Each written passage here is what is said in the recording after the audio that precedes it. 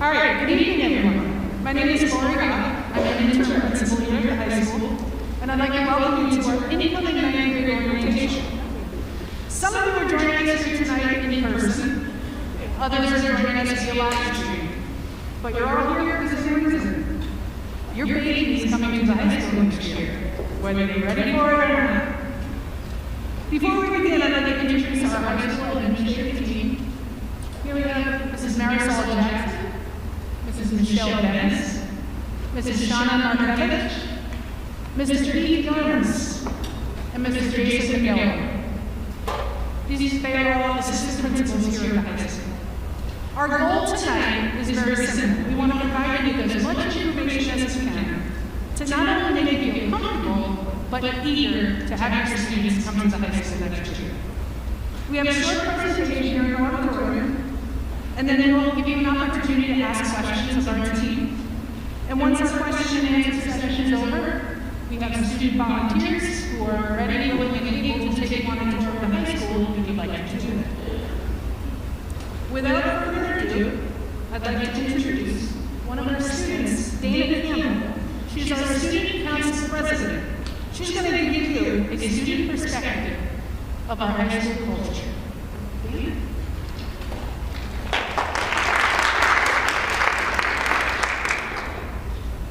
Hello everyone, my name is Dana Campbell and I am the student council president. I wanted to come out here and talk about what it's like to be a student at high school. My last 3 years have been the best years of my life. I've met the best people here and I've embraced so many amazing opportunities while being back at the best supporters.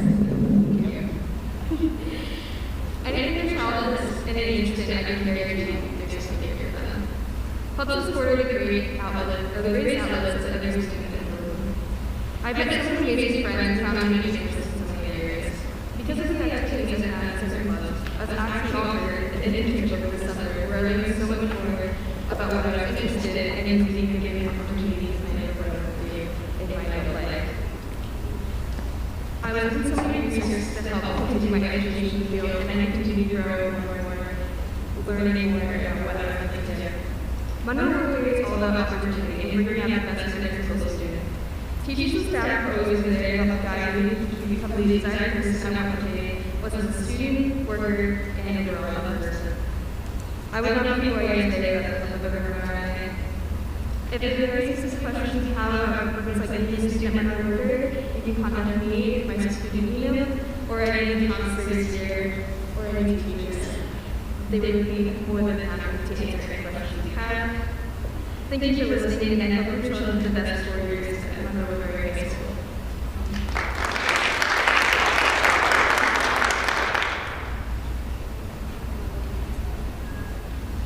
So good evening, everybody. I'm Michelle Dennis.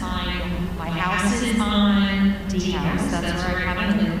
I work with a lot of our students that have IEPs, although I do really support all of the students in the building. So this evening, I kind of just want to talk a few minutes about some of the things that your child is going to learn a lot about when they get here, and we'll talk about this also next week to kind of reinforce. So our code of conduct can be found in a number of places. We have cases on our calendar, on our NW webpage, and we also review a lot of it at our PE presentations. So what will happen is next year, during one of their PE classes at the very beginning of the year, we will do a video and kind of recap some important things that they really need to know that are very important. One of the things that we talk about, I'm sorry to turn, I'm going to kind of go this way a little bit. Talk about is the dress code. So we really kind of work and make sure that they're really reinforcing that. So nobody's see-through, bold, or inappropriate sweatshirts and t-shirts. Often you can see that until the kids kind of, zip up their sweatshirt, or they'll go to the nurse or the office and get something else to wear that might be a little more appropriate. So we just try to make it comfortable for everybody. Cell phones is a big thing, so the kids have them with them all the time. They're always walking in the hallways with them. I'm sure they do the same thing at the middle school. So there are times that they're going to use it in their classroom and the teacher's going to ask them to use it. Assemblies, common areas, outside of lunch. But we are really working with them on doing postings, and we want to make sure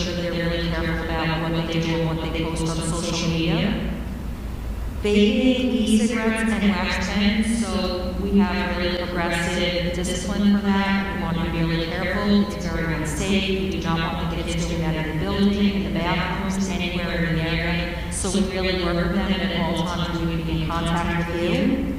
The last one is leaving school property. So it's important that when your child stays after for extra help, a club, anything along those lines, a sport, that they get on the 4 or 5 o'clock bus and they'll learn more about that next year, but that they cannot leave the premises and then get back, or come back on the premises and then try to take a late bus. You have to kind of stay on the school property, and then you're very, you're allowed to take any bus 4 or 5 o'clock, that's not an issue.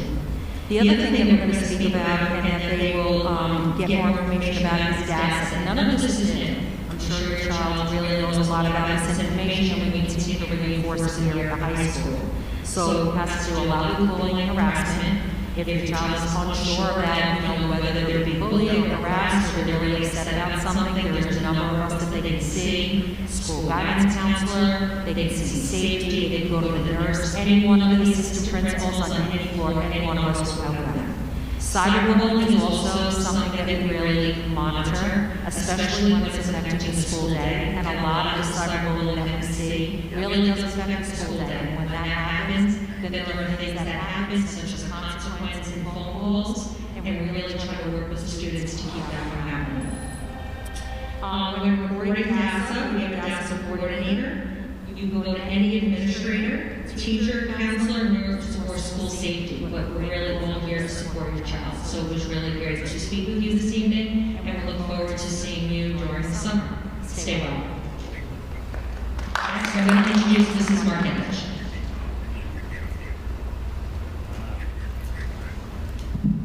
Good evening, everyone. My name is Shauna Markovich. I am the assistant principal for SD. Thank you for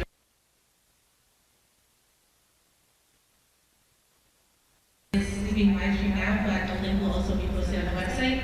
So if there's any information tonight that you'd like to go back and revisit, you'll have access to that as well. So, what I want to talk to you a little bit about tonight is attendance, and there's one main difference that I think is really important for high schoolers to understand about attendance, which is different than any other year that they've been in school.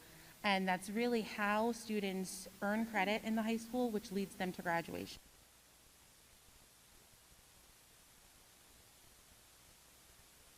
In regard to credits. However, in our Board of Education policy, there is a direct link between a student's attendance in class and their ability to earn credit.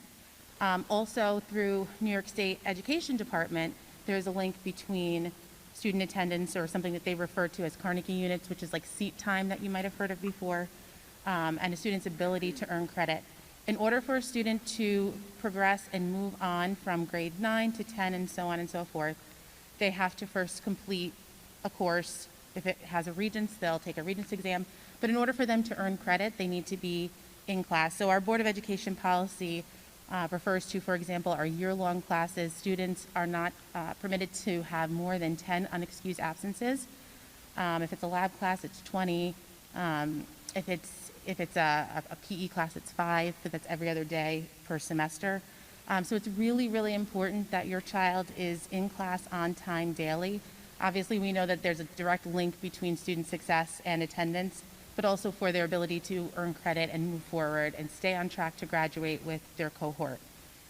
In regard to being on time, first period starts at 7:08 in the morning, so we know that that is early, but students are expected to be on time and in their first period class at that time. If they come to school late, they will, if it's before 7:23, they'll go to their first period class. They'll be marked late for first period. Anything after that, they are considered late for the day, and they'll need to sign in at attendance. There's also a little caveat in our Board of Education policy that refers to a student being late to class and whether or not they're marked present. So in the Board of Education policy, it does say that if a student is more than 10 minutes late to class, that it is counted as, or could be counted, I should say, as an absence, even if they do come in late. So if a student comes in, say, 20, 25 minutes into the period, it still could be considered an absence.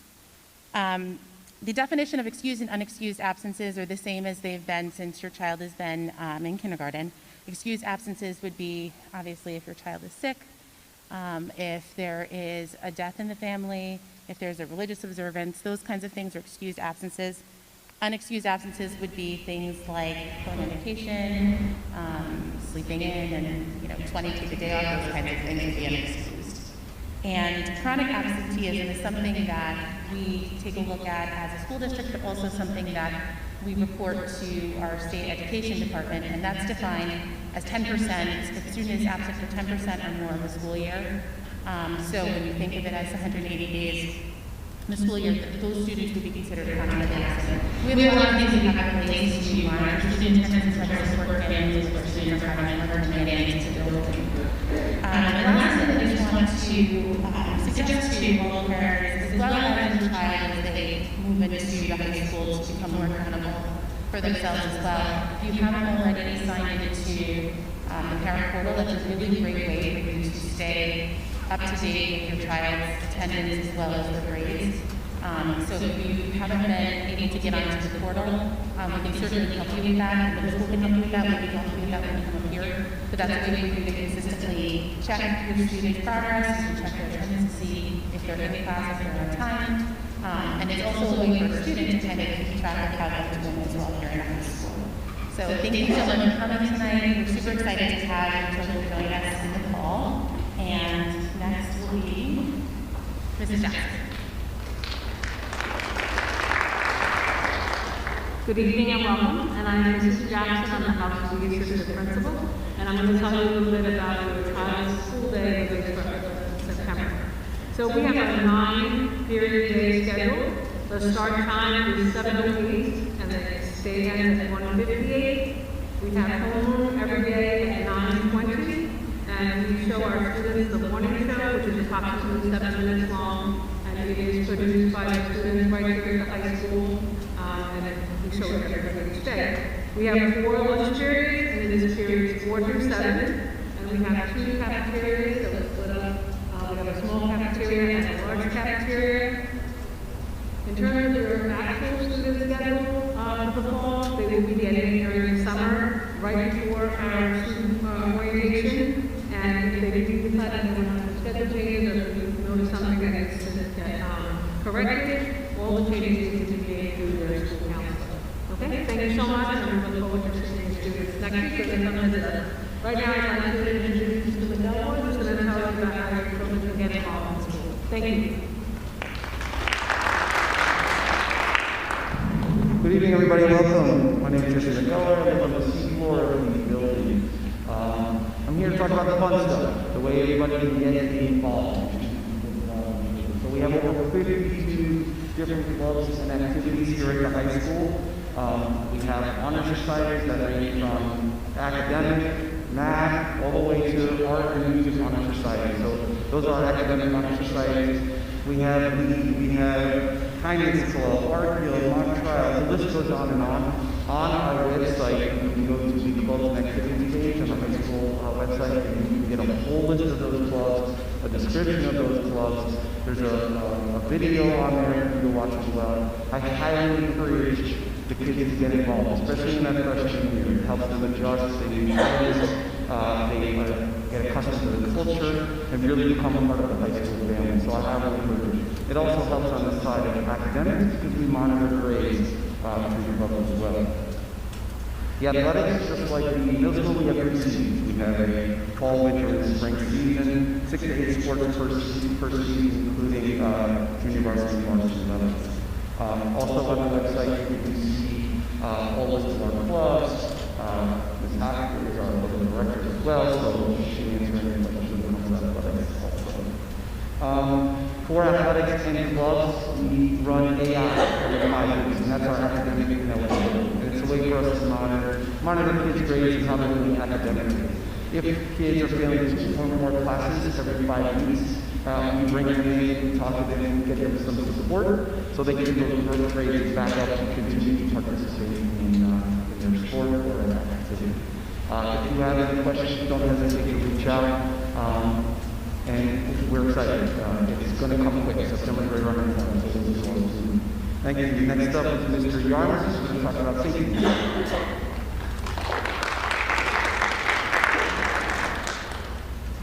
Good evening. Welcome. We are all excited to have you here, and we're more excited to reach your youngsters in August and in September. My message to you, and I'll deliver the same message to them when I meet them, is what we listed up there. I think the most important thing that I put up there is that Monroe Woodbury High School is a safe school. It's big, it's also new, and we have many, many layers of security, and there are many of us that work together to keep the schools safe. And that's the message that we want you to deliver to your children, and if any of you are here today, is that we will all work together every day to make this school as safe as possible. We have certainly the administrators who met tonight. We all work together and spend a lot of time thinking about keeping everybody safe. There's teachers. We have monitors. Hopefully you saw some security guards tonight. We have a robust security force. We have a brand new security director who hopefully you'll get to meet in the near future. His name is Mr. Tripota. And he comes to us with many, many years of experience. And we're excited because he'll bring a new set of eyes and experiences to help us look anew at our security plan and protocols. He was very, very highly ranked and had a distinguished career in the state troopers. So he's got a lot of connections and again a lot of experience. So we're really looking forward to his input. Your students will have the same kind of safety drills that they had as they came up through Monroe Woodbury High School. We have at least 8 fire drills a year. And I'm always interested to ask people how long they think it takes to evacuate this building. And they're surprised when it's less than 5 minutes to get everybody out to safety. So that's great, and everybody works together to do that. And we have lockdown drills, and we try to impart the importance of that and taking it seriously on the students as we go through the year. And finally, I'll end with the quote that we put up there. Again, this is, I said it a couple of times already, this is what we'll try to really impart upon the students. There's many, many more of them than us. There's nothing that we don't take seriously. There's no concern that's too small. So we like that mantra. We see something, say something, anything that looks out of sorts. We want them to report it to us directly, indirectly, even anonymously. We have an anonymous alert system we made in the middle school or knows about. That gets to us and we follow up. So please reiterate that the building is safe. We work hard to create that atmosphere, and we'll continue to do that going forward. So thank you very much. It's nice to meet you all, and we look forward to a great year. And now I'll introduce Ms. Alicea, who is the chair of the guidance department.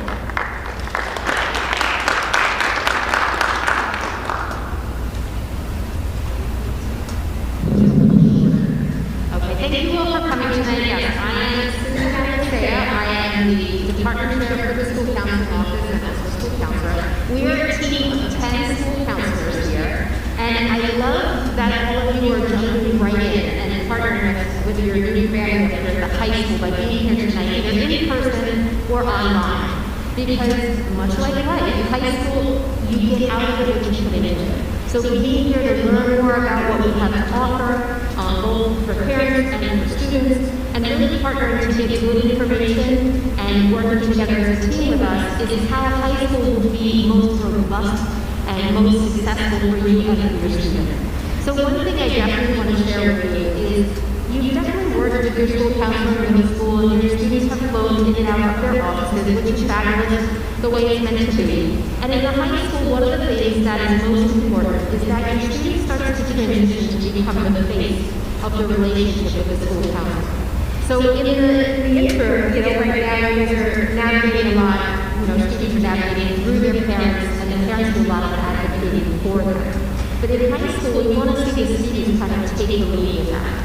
So, for example, when your child is a freshman in fall, they would be called into the school counseling office to meet with their school counselor, and sometimes it takes a few tries for us to call in kids into the office just to get comfortable to even coming in and see us. But if they trust the process, and they continually come in and meet with us and work with us, you will see that the relationship will flourish, Your student will start to learn the skills that will aid them not only in high school, but in life, with self-advocacy skills, and being able to kind of tolerate it when they get tough. Because when things do get tough in high school, if you have that good team around you, of parents, school counselors, teachers, administrators, that's when we can all work together to overcome anything that's coming up. And then when your child transitions off to life, off to college, those skills that they learn from partnering with your school counselor will aid them well in their life. And they will develop that grit and that independence that we want to see as all of our students start to learn. So one other thing I want to talk about is right now, these coming weeks, your students are going to start to pick electives. Okay? And those electives, right now, of course, there's going to be a big partnership between yourself, your student, and your current school counselor in the middle school. The electives are really great up here. There's tons of options to choose from. I would definitely say if you're a student interested in the art major, focus in on getting those foundation level art classes. If you're a student that loves community service and you want to do a comprehensive diploma, make sure you have a nice robust selection of electives in front of you. There is not a guarantee with the request process that you will get every course you request. They are requests, and the top billing goes to the courses you need for graduation. So in a few minutes, we're going to roll a short video that will explain what you need for graduation. But just know that right now, it is really great for your students to have a conversation with their middle school counselor, fill out their course elective sheet so that they have an understanding and they can communication between you at home about what direction your child is looking to pursue next year in the fall. And then there's also academic courses that your school counselor will help you pick, for example, core classes. If there's extra support needed, maybe like an AIS. So it very much is a team approach, and I just wanted to skip on over to the next slide.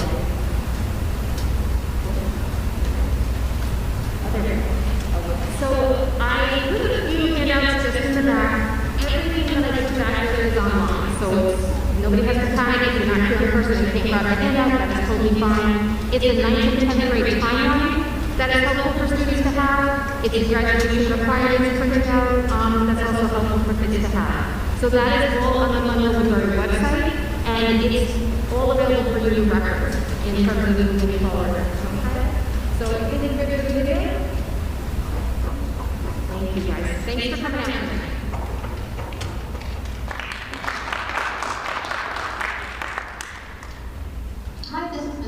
And I want to take a quick minute to walk through some of your graduation requirements.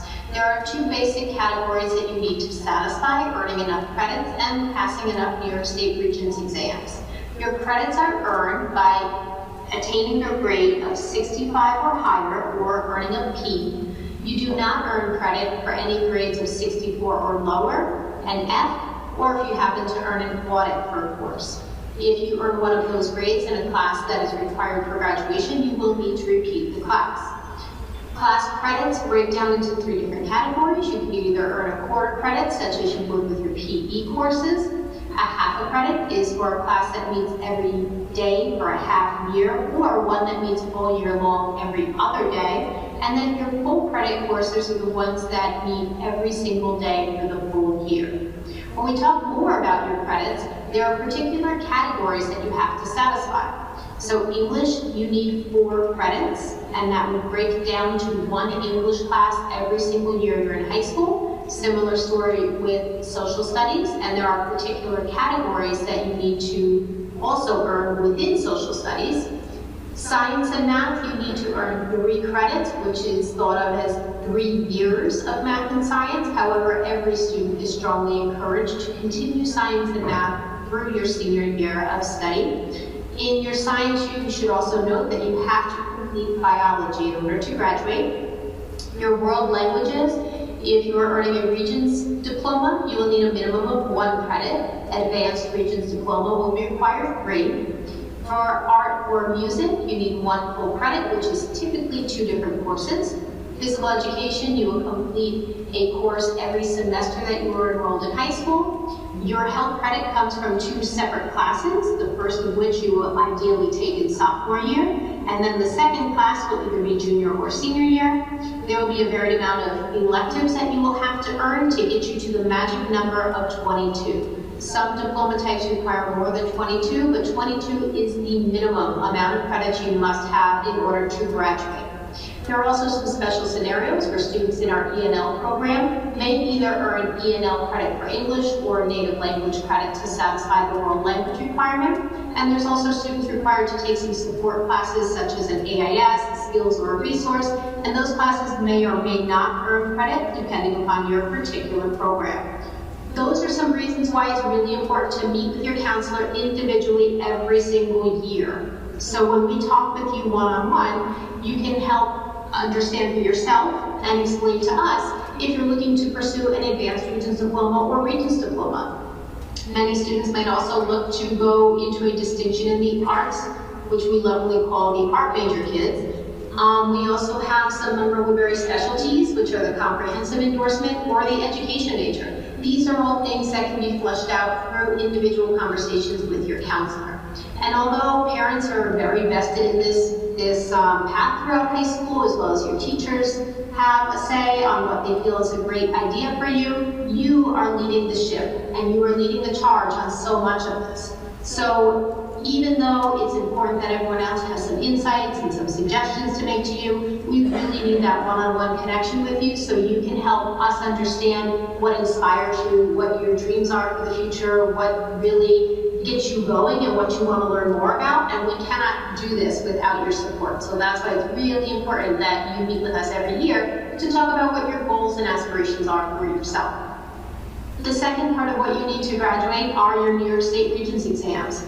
These State Regents exams are highly controlled tests that are given on the same day and time to every student in New York State that completed a given course that year. So for example, if you took algebra, you will be taking that algebra exam in June with every other student in New York who took that algebra course as well.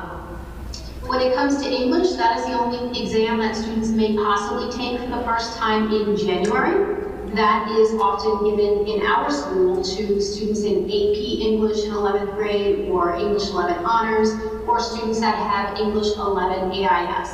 The rest of our students that are in the Regents English will take that course and that exam that concludes in June. The exams are also broken down by requirement for the Regents diploma or the Advanced Regents diploma. Every student has a minimum of 5 exams that must be completed. So the 5 minimum are 1 in math, which is typically algebra, 1 science, and then global history, US history, and English for the Regents. For the Advanced Regents diploma, you are also required to take 2 additional maths, which are geometry and algebra. You will need an additional science, and then you'll have to complete a level 3 language exam if you are not completing a 5-credit focus. That level 3 language exam is a local exam. It is not a Regents exam. Similar experience you may have with local exams are midterms or finals. Those are tests that are given by creation of the department of each of the Monroe-Woodbury departments, and midterms and finals can be given in either January or in June. It's really important when I talk about the partnership that you have throughout high school, it's important that you follow your progress on Power School, because another partnership, much like the one with your counselor, is your partnership with your teachers each year. So if there's grades missing or you're unsure on how something is coming together for a course, your continued monitoring of your Power School account is essential. It will tell you where you've been and where you've headed, and it's important that you check in on there from time to time. When it comes to scheduling, you will be able to select your core classes and also your electives. We like to give you some flexibility in high school to pursue where your interests lie and what you would like to explore a little bit further, because that helps in development of your career interests and possible college majors for the future, as well as just enriching the high school experience. We would always suggest that you seek to acquire all of your required electives first, so that means trying to satisfy art and health requirements when they become available to you. And that also benefits you, so that when you're a senior in high school and you have further privileges extended to you, such as some psychology courses, sociology, different options that become available that maybe you didn't have in the past. Likewise, if you want to get a job maybe senior year and leave school a little bit early, get some early dismissal, that could would be an opportunity for you if you've already completed what was required of you, okay? Likewise, if there are some things you have to go back and pick up, if you do not pass a core class or credit that's required for graduation, the quickest way to pick a course back up again and remediate it is through summer school. However, if you're not attending summer school and there's a course you did not pass that is required, you will need to see your counselor to add that course back to your schedule for the coming school year. In high school, you do not move ahead just by being in the building, you move ahead by earning credits. Once you've done that, you've got your 22 credits and you've passed your 5 Regents exams, you are on your way to earning your high school diploma. So now that you have this information, I hope that you're able to go into your Power School account and start to select some course requests that you would like for the coming year. Again, remember that your partnership with your school counselor is essential to helping build a schedule that's both interesting and exciting for you. Thanks so much for listening. Have a great day.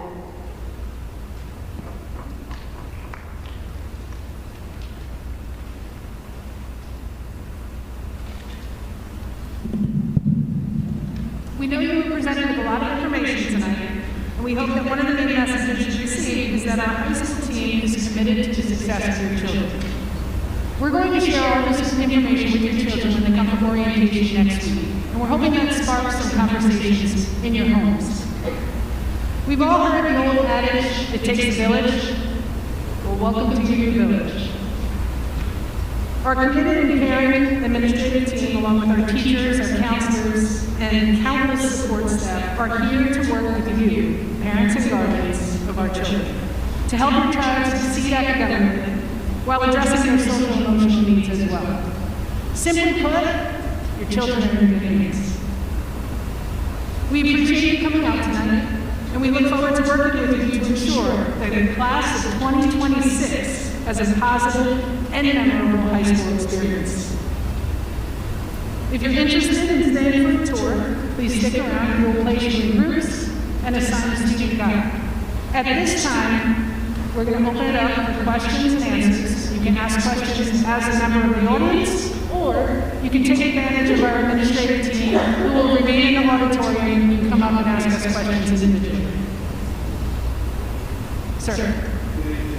You mentioned in terms of absenteeism, being crime. With the unfortunate COVID level that they are, let's say a child, unfortunately, 10% of 180 days is 18 days. What if our child is unfortunately sick with the COVID? How would that affect our child's progress in school? Let me look at small Friday. That's a great question, and boy, I'm hoping that in September we are not even going to have to think about this. But I get it, and Ms. Margaret, would you like to speak to that? So the term chronic absenteeism that comes from state ed. So we track those in the way that the education department looks at it. It's either you're here or not. So there's not a negative impact. It's more of a reporting piece for the school. In regard to things like credit and the things I spoke about before, that really is in regard to unexcused absences. So if your child unfortunately is sick, whether it's COVID or another illness, that's considered an excused absence, and that does not have a negative impact. That does not affect their ability to earn credit in a negative manner. For students who are chronically absent, who do have issues with their attendance for other reasons, we do have a bunch of different ways that we can kind of go to support our students and families. We partner with the school counselors, psychologists, social workers, etc. Sometimes outside agencies to provide support to our students to help get them back to school. But if they're sick, that's an excused absence and does not have a negative impact. You're welcome. And I like how close you are paying attention. Do you have any other questions? Again, they'll be up here. I have a question in the back. I hope I can hear you. How you doing, Miss? Talking about the dress code. What is the background behind the no hoodie policy?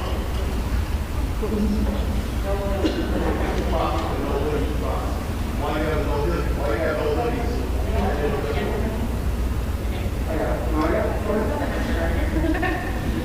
So really that has to do with safety and being able to identify students, especially now when we have students who are wearing masks. It makes it even more challenging. But for safety purposes, when we're not able to identify students, especially from behind, because they have the hoodie and then it's very challenging. So that's the purpose behind the no hoodies in the building. So you mean nobody's on, but nobody's on? Yes, yes. Okay. Yeah, sorry. Okay. Yes, I think we're for sure, just having everything over there. Copy, thank you. You're welcome. Question? Are incoming siblings placed in the same caseload as the current siblings in terms of guidance? They are. And is there like a policy where the child stays in the same guidance council just to build a relationship? That is the intent when siblings come into the building trying to pair them together, because we like to build a network and we like to have that nice support to you. So, some family structures are very complicated, and to have to repeat yourself or explain things over and over, it just makes it more cumbersome than it needs to be. So that is definitely the intent. Not all students have the same last name, but are siblings.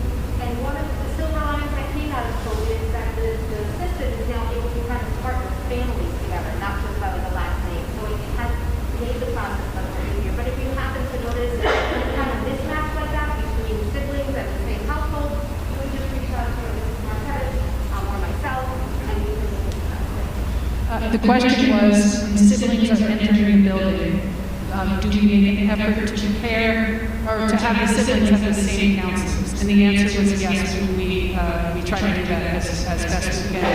Because once you establish a relationship with the counselor, it's nice to continue with that person. Any other questions? Yes. Good evening. I have a question in regards to BOCES, kids, children attending BOCES. With some of the credits, they said we put a credit for minimum, with some of those count for the BOCES? Yes. Mrs. Allison. When I talk about that partnership, I refer to Mrs. Marquez because every assistant principal oversees a department, and then Mrs. Marquez is overseeing school counselor, so we work very closely together. But yes, when it comes to BOCES, you can earn a substantial amount of academic credits from BOCES, not only in terms of elective credits, but many programs offer science, math, English, some offer art, some offer PE, some offer economics or government. So it depends on the program that you're attending, but we kind of break it down in different ways. The priority is always that you take the core class here at Monroe-Woodbury, because our curriculum is more traditional in the college sense. So there is academic credits in BOCES, but there's a little bit of a difference. So we do always encourage our kids to take English here, but if their schedule is super tight and things don't fit, we can use their academic credit as a backup, otherwise we have for elective credit. Okay? BOCES can actually be used for college credit too. They are articulated in many colleges, and then BOCES credit can actually earn child college credit. Okay? Thank you. Any other? In terms of school safety, Gentlemen alluded to 8 fires per year. What is your lockdown process? What is your active shooting process? Because unfortunately, this is the world we live in. So if we have a situation right now, how do we do what we have to do for our children to remain safe? Within the school, on the ground, things of that nature. Well, that's a great question, Alex. Mr. Yarmus oversees safety. I will also mention, I believe you mentioned it before, Mr. Joseph Capoto has just been hired as a new director of school safety, and he has a vast knowledge of this area, and we're already talking about some of those things. We have a lot of things in place, but as you know, in our society now, we are constantly having to evaluate what we do and tweak things as necessary. Mr. Yarmus, want to talk about the lockdown? Thank you. Yeah, we, some years ago, when you walk around, you'll see it's called the standard response protocol. You'll see a sign, have it in all the classrooms, and there's little icons for each of the emergency situations. And when we teach the kids about lockdown, we try to drill into their head the message of locks, lights, out of sight. So when we do a lockdown drill, that's what's repeated over the PA and in the classrooms, locks, lights, out of sight. And since COVID, we've had to adjust how we've done the drills. Typically what we would do is have the teachers lock the doors, move the kids. Many of you, unfortunately, have probably experienced this into a safe place, away from the windows, away from the doors, out of sight, but they're all crammed together. We don't want to do that now. So the past year and a half, what we've been doing is just pausing, having the whole school go through the steps of the drill, ask the teachers to instruct the students on the standard response protocol, and then move on with their day. Hope, within the next period of time to get back to actual lockdown drills. There's other things that are apparent that you'll see. There's other things that happen kind of behind the scenes that we use to keep us all safe. But it's an important concern. And I might not have mentioned earlier that we do have a Woodbury police officer in the building every day, all day, in every building in the district, called a school resource officer. But it hasn't always been the case. I've been here 20 years, and we haven't always had one. And the past few years we have, and it's a real great resource. We have a great connection with all local law enforcement. Here we're in Woodbury, but we also have the connections to Harriman and Monroe. Yes.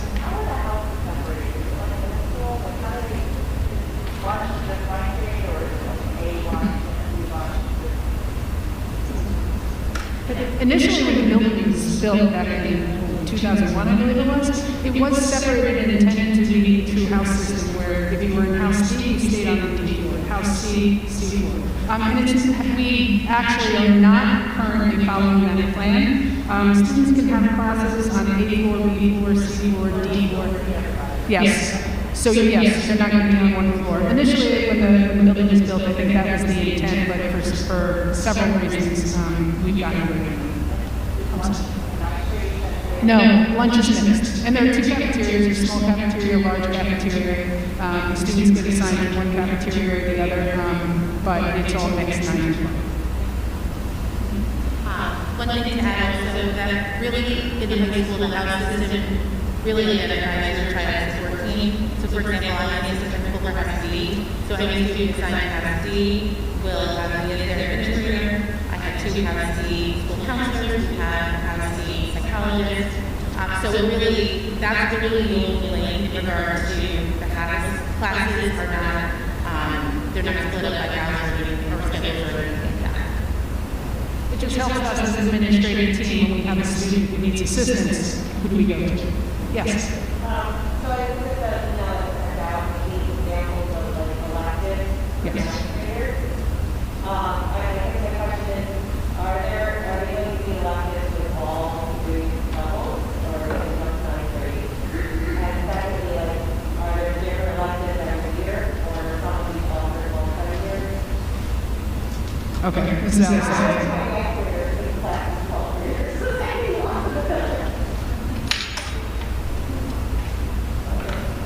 that and the parent of the current educator in the district, I do, for sure. So there are mixed electives, and that is kind of amazing. I mean, they get to interact with different grade levels. There are certain electives that are reserved just for freshmen because they're foundation level courses. And we want to make sure that, our freshmen get potentially what they need so they can start to build on it. You don't want to be a junior finding out you need 2 other courses before they want.